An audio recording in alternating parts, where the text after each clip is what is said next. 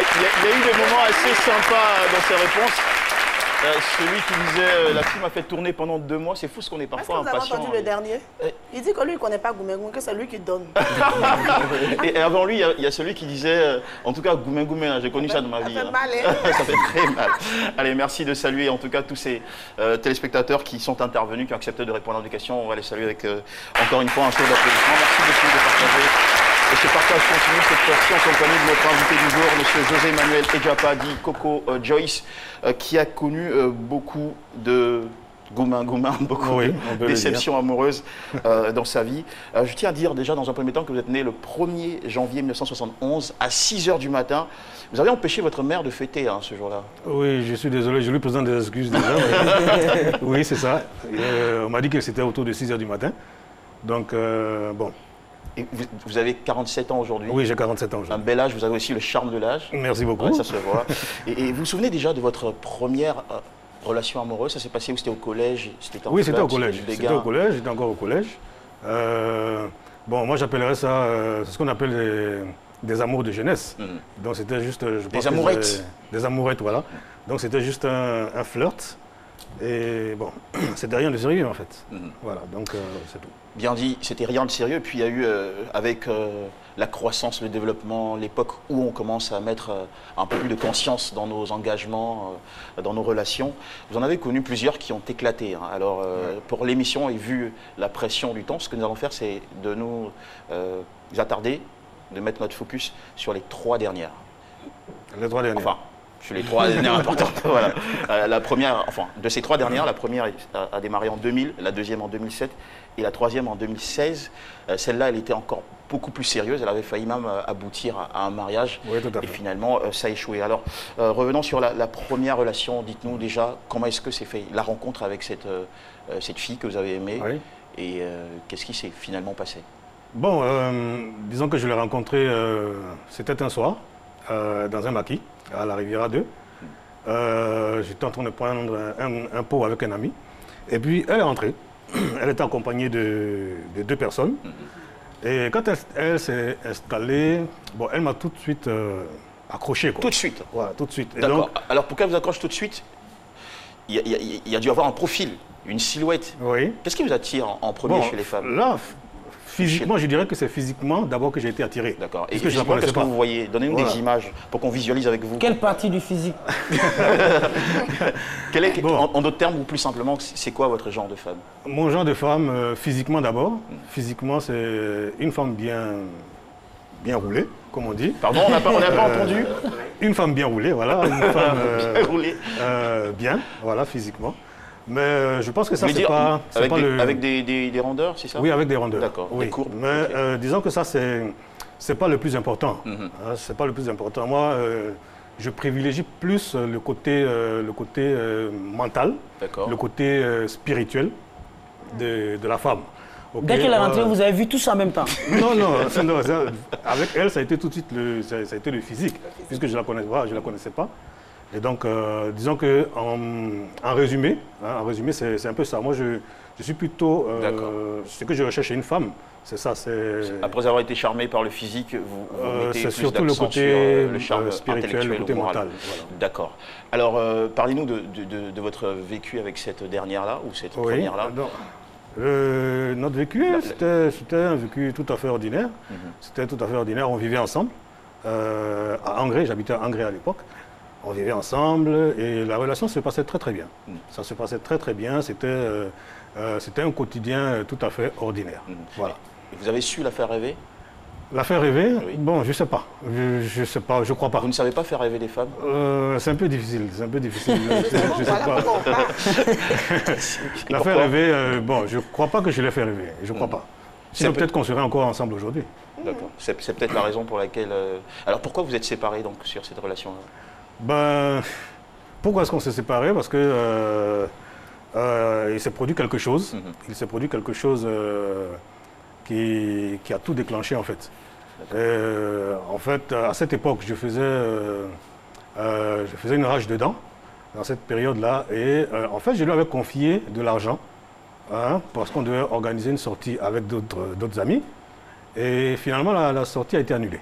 Ça a été annulé et bon, je lui ai demandé de me restituer l'argent, mais il se trouvait qu'elle avait déjà dépensé. Donc, bon, moi j'en avais besoin pour faire quelque chose. Donc, je regarde d'ailleurs, mais je me suis un peu emporté en fait. Je me suis un peu emporté et puis bon, elle n'a pas supporté que je lui crie dessus et elle a tenté de se suicider. Parce que vous lui avez crié dessus, ou bien votre colère vous a mené à faire d'autres choses? Non, non, je lui ai juste crié dessus, je lui ai juste reproché d'avoir dépensé l'argent sans m'en aviser. Et bon, elle a mal pris ça. Elle a mal pris ça et le comprimé que je prenais pour ma rage dedans, c'est ce qu'elle a avalé. C'était 2 boîtes de médicaments qu'elle elle a tout ingurgité. Et bon, Dieu merci, le pire a été évité parce que je l'ai tout de suite conduite à l'hôpital. On lui a fait un lavage d'estomac et tout. Et puis bon, le pire a été évité. Oups. Voilà. Mais je pense que ça a été un des éléments déclencheurs, si vous voulez. Je pense que ce qui a vraiment déclenché la rupture, c'est peut-être un problème au niveau de, comment dirais-je, peut-être que j'en suis responsable en fait. J'en suis responsable parce qu'elle me reprochait pas mal de choses quand même. Elle me reprochait beaucoup de choses.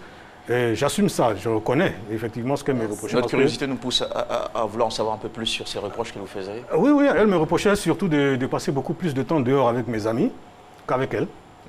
Et donc, je crois que c'est un peu ça qui l'a un peu déçu chez moi.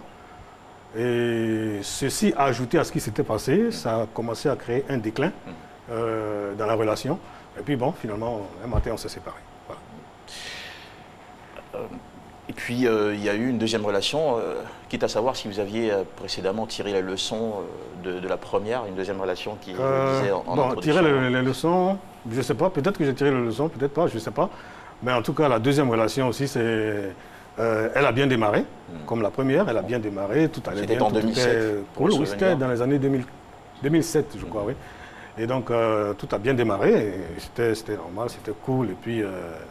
petit à petit, ça, franchement, je ne saurais dire exactement l'élément déclencheur de cette séparation. Mais c'est allé de mal en pire, quoi. C'est-à-dire qu'au fur et à mesure que le temps passait, ça allait de mal en pire. Et puis, bon, un matin, on s'est séparés. Voilà. Fini. Quand vous dites que ça allait de mal en pire, est-ce qu'on peut avoir des exemples de ces scènes que vous avez vécues qui dénotaient de la dégradation de vos rapports? Bon, il faut dire que dans cette période-là, moi je bossais. Je bossais dans une entreprise et puis il se trouve que quand je la laissais à la maison le matin en partant, c'était dans l'espoir le soir ou à midi, quand je rentre, de trouver quelque chose à manger. Genre, elle a préparé. Mais le plus souvent, je rentrais, on était rentré dans une période où je rentrais à la maison et puis elle-même, elle n'était pas à la maison. Elle était plutôt dehors avec ses amis, en train de faire la fête, en train de passer du temps avec ses amis. Là c'est l'inverse qui se produit. Voilà, c'est ça. Et donc, moi, je rentre du boulot, j'ai rien à manger. Elle n'a pas préparé, donc je suis obligé d'aller dehors, de sortir, d'aller chercher à manger. Et puis, il arrivait qu'elle rentre tard la nuit. Elle rentre, moi je suis déjà couché, et puis à 2 h du matin, c'est là qu'elle rentre. J'entends la clé dans la serrure et tout. Mais tout ça, je pense que ça a été le résultat. Ça a été le résultat de choses qui se sont peut-être produites avant. Ok, donc je dirais peut-être que, comme je disais tout à l'heure, moi j'en prends l'entière responsabilité aussi, parce que je me dis que dans un couple, quand il y a séparation, les 2 parties ont chacune sa part de responsabilité. D'accord. Voilà. Avant d'assumer les responsabilités ou de prendre, comme vous le dites, sur vous la responsabilité de ce qui est arrivé, il faut d'abord faire un état des lieux. Tout à fait. Et une relation est surtout basée sur la richesse de l'échange. En communiquant avec elle, en observant autour. Qu'est-ce que vous avez tiré comme bilan? À votre avis, qu'est-ce qui a provoqué chez elle cet éloignement progressif, cette sorte de désintéressement par rapport à la relation? Bon, vraiment, en fait, je ne voulais pas trop rentrer dans les détails, parce que c'est une longue histoire. Donc, mais bon, mais nous comptons sur votre esprit de synthèse, en tout cas. Oui, je vais essayer de débaucher ça. En fait, c'est parti du fait que, à ce moment-là, je traversais une période un peu difficile. D'accord? Et on vivait, elle et moi, ensemble. Et qu'est-ce qui s'est passé? Il s'est trouvé qu'un matin, elle a dit que sa mère voulait me rencontrer. Donc, nous sommes allés rencontrer sa mère. Et elle avait une petite fille à l'époque, ma copine. Elle avait une petite fille à l'époque. Chose que vous saviez? Oui, je le savais. D'accord. Je le savais. Et quand on allait voir la mère de celle-là, de cette dame, en fait, elle m'a demandé de récupérer l'enfant de ma copine. Je lui ai dit pour le moment que je ne pouvais pas, vu que moi-même, je traverse une période un peu difficile, j'ai moi-même une petite fille, et si je ne la prends pas avec moi, c'est parce que justement, je n'ai pas vraiment la possibilité d'assumer mes responsabilités pleines en tant que père. Donc c'est pour ça que je préfère la laisser avec sa mère. Et puis bon, de temps en temps, je vais la voir, ce que je peux faire, je le fais. Puis bon, voilà. Mais on m'a assuré, enfin, ils m'ont dit que non, on ne te demande pas de prendre la petite pour longtemps. On te demande juste de la prendre, ça c'est la grande sœur de ma copine qui parle, qui disait que bon, on te demande juste de prendre la petite pendant ne serait-ce qu'une semaine ou deux, le temps que moi-même je prenne ma maison, et puis je la récupère. Mais ce qui devait faire 2 semaines, c'est étalé sur environ 8 mois. La petite est restée chez moi pendant 8 mois. Et il y a des situations que je craignais, justement, qui se sont produites. Parce qu'il y a des moments, par exemple, où la petite tombe malade, et il faut bien l'amener à l'hôpital. Il y a eu, par exemple, un cas comme ça, où le matin, quand on s'est réveillé, la petite était vraiment mal en point. Et c'était justement le jour où j'avais appelé le propriétaire de la maison pour venir prendre son argent du loyer. Et puis, bon, ce matin-là, vu que la petite ne se portait pas bien, j'ai dû prendre l'argent du loyer pour m'occuper de la petite, pour qu'on puisse l'amener à l'hôpital et tout ça. Donc, c'est justement ce genre de cas-là que je voulais éviter et ça s'est produit. Donc, je pense qu'après ça, les gens ont, enfin, dans son entourage direct à elle, ils ont perçu ça un peu comme un refus de ma part d'accepter la petite chez moi. Donc, ils ont commencé à dire à ma copine à l'époque que non, que si ton mari ne veut pas de ton enfant chez lui, ça veut dire qu'il ne t'aime pas. Et donc, elle aussi, elle a avalé ça, elle a ingurgité ça, elle a assimilé ça. Et puis, bon, je pense que c'est ça qui a véritablement commencé à jouer sur notre relation. Donc, ça a commencé à aller très mal, très mal, très mal. On se disputait très souvent, on s'engueulait très souvent. Et puis, bon, un jour, je me suis dit que ça ne pouvait plus durer comme ça. Quand ça ne va pas dans une relation, il faut assumer ses décisions. Donc je lui ai demandé de partir. Je lui ai demandé de partir avec un cœur serré. Le cœur très serré.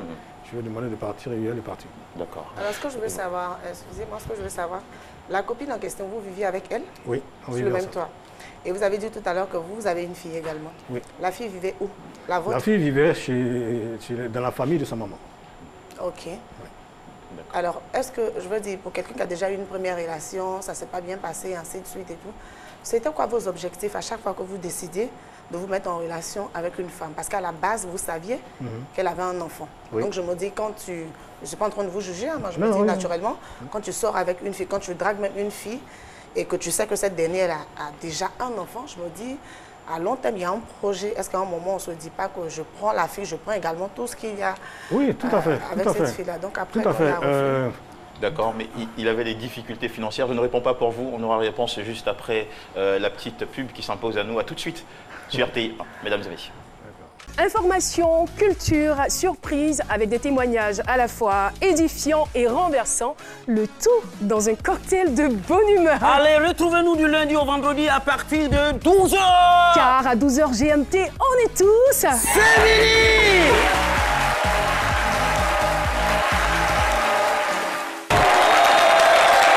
Samedi, ça se passe toute la semaine sur RTI. Merci à tous. On est très heureux de partager cette heure avec vous et en compagnie particulièrement de José Manuel Ejapa, dit Coco Joyce, qui est notre invité, qui partage avec nous une histoire tout atypique. Il a accumulé, il en a connu des vertes et des pas mûres, surtout des déceptions amoureuses. Et avant la pause, Oui, tout à Plessis lui demandait quel projet il avait pour ses partenaires avec qui il vivait ou partageait le même toit. Oui, normalement, quand tu te mets en couple avec une personne, je pense qu'à la base, c'est avec l'ambition d'aboutir à quelque chose de beaucoup plus sérieux. Mais c'était quoi votre ambition avec Mon ambition, c'était justement d'arriver au top niveau d'une relation amoureuse, c'est-à-dire le mariage. le mariage? Est-ce que Oui. vous présentiez ces... On avait ça, ces filles-là à vos parents? on avait ça, oui, on avait ça en projet, on en parlait. On se disait que bon, tout est dans la main de Dieu. Okay, on confie tout à Dieu. Si jamais ça va, on arrivera au mariage. Si ça ne va pas, bon voilà. Votre question? Oui, je voulais savoir, vous n'avez pas confié, je voulais dans votre projet de mariage et tout, vous n'avez pas confié les enfants? Parce qu'on est en Afrique. Généralement, pour avoir le cœur d'une femme, il faut passer par l'enfant. Donc quand les enfants sont à l'écart, à un moment, est-ce que... Non, non, en fait, c'est pas que j'ai voulu mettre les enfants à l'écart. Hein. J'ai pas voulu les mettre à l'écart. Parce que le projet qu'on avait... Il y avait un problème de moyens financiers. Le moyen financier. Et mais pourquoi? quand on n'a pas les moyens, quand même, on ne cherche pas une fille qui a déjà un enfant. Non, non. En fait, moi-même, quand tu es enfant, j'ai dit, excuse-moi. En fait, je ne mets pas les enfants à côté. C'est-à-dire que le projet qu'on avait, elle et moi, justement, c'était que de patienter, de confier la relation à Dieu, de permettre à ce que les choses s'améliorent. Et puis, une fois que ça ira un peu, et chez moi et chez elle aussi, alors on prendra une maison un peu plus grande et puis chacun prendra son enfant et puis on vivra tous ensemble. Voici le projet qui était là. Alors, Monsieur Coco Joyce, est-ce que vous présentiez vos différents partenaires, ou vous avez présenté vos différents partenaires, vos parents, pour montrer le côté sérieux de votre engagement? Oui, oui, je les ai présentés. Qu'est-ce qu'ils ont pensé de ces ruptures? Bon, bien sûr qu'ils ont regretté ça. Ils ont regretté puisque j'avais montré un certain engagement. J'avais montré un certain engagement, un certain attachement à ces dames, à ces femmes. Et donc, tout le monde dans la famille, certainement, voulait me voir aboutir à une relation sérieuse, n'est-ce pas, au mariage. Mais bon, comme ça n'a pas marché, bon, je me dis que ça les a un peu touchés, quoi. Si vous souvenez, votre mère vous a dit un jour, si vos relations ne marchent pas, c'est peut-être parce que le problème est à votre niveau? Oui, elle m'a dit un jour que ben, toi, si tu n'arrives pas à passer beaucoup de temps, à durer dans une relation avec une femme, c'est que toi-même, tu dois être un peu trop compliqué. Oui, elle m'a dit ça. Alors, elle m'a dit ça. Quand on entend ça, on fait... Oui, moi, quand elle m'a dit ça, déjà, je m'étais remis moi-même en cause. Mais quand elle m'a dit ça, ça a renforcé ça. En fait, je me suis remis encore plus en cause. Et je me suis dit peut-être qu'effectivement, peut-être que moi, je ne vois pas ça, mais peut-être que les autres le voient. Donc peut-être qu'effectivement, c'est moi qui pose le problème. Peut-être qu'effectivement, c'est moi qui suis trop exigeant, peut-être. Et donc, bon, voilà, c'est pour ça que mes relations ne durent pas. Voilà, donc voilà. D'accord. Vous avez publié 2 ouvrages, j'en parlais en début d'émission, et nous avons une copie ici, celle de votre deuxième ouvrage qui s'intitule 30 ans de soleil. C'est un roman qui est basé sur votre imaginaire.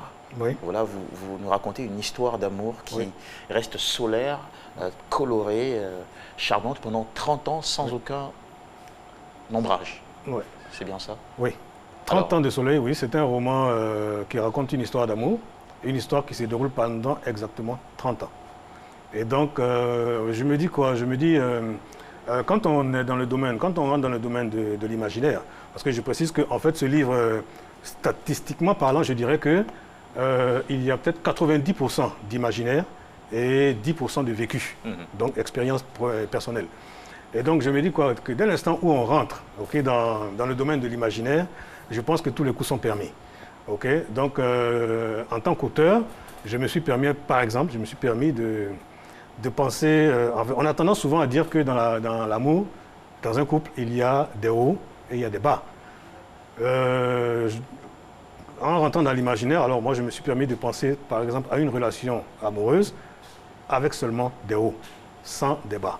Donc pendant 30 ans, effectivement, pendant 30 ans, c'est une histoire qui raconte un amour entre 2 personnes.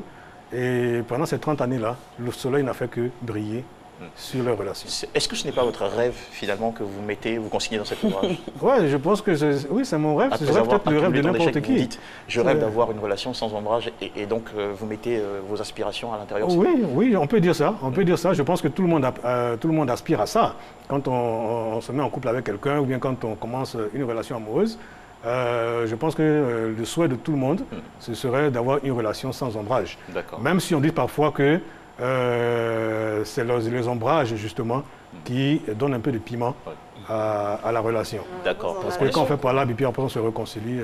Écoutez, on vous recommande, mesdames et messieurs, cet ouvrage pour en tirer beaucoup de leçons et surtout pour réaliser ce rêve de vivre une relation stable, une relation qui fasse non seulement rêver ceux qui vous voient, mais surtout qui vous comble qui vous satisfasse. Alors, avant de terminer cette émission, nous allons vous inviter au contact avec le sage qui vous a écouté et qui va apporter tout de suite sa lumière africaine à votre expérience. J'avais envie de vous demander si le mariage est une priorité pour vous, parce que vous en êtes jusqu'à ce jour pas encore marié. Non, non, je ne suis pas encore marié et c'est une priorité pour moi.